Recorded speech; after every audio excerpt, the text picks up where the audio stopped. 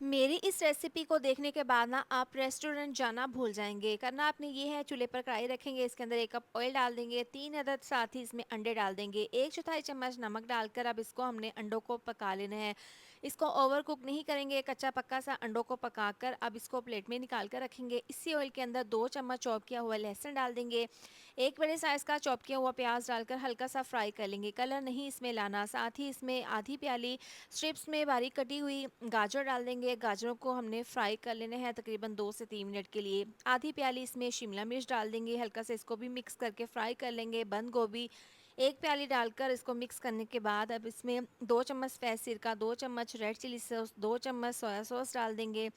ये डालने के बाद आधी चम्मच नमक, आधी चम्मच डाल देंगे इसमें पिसी हुई काली मिर्च। हल्का सा मिक्स करने के बाद इसमें आधी चम्मच कुटी हुई लाल मिर्च डाल देंगे और आधी चम्मच इसमें डाल देंगे ज़ीरा पाउडर। अब यहाँ पर हमने इसको मीडियम टू लो आंच पर तमाम सब्जियों को अच्छे से भून लेना है। जो अंडे फ्राई किए थे वो डाल देंगे और इसको अच्छे से मिक्स करते हुए हमने भून लेना है। इतनी देर में आपसे रिक्वेस्ट है, वीडियो ज़रा सी भी अच्छी लग रही हो तो वीडियो पर प्यारा सा कमेंट लाजमी कर दिया करें।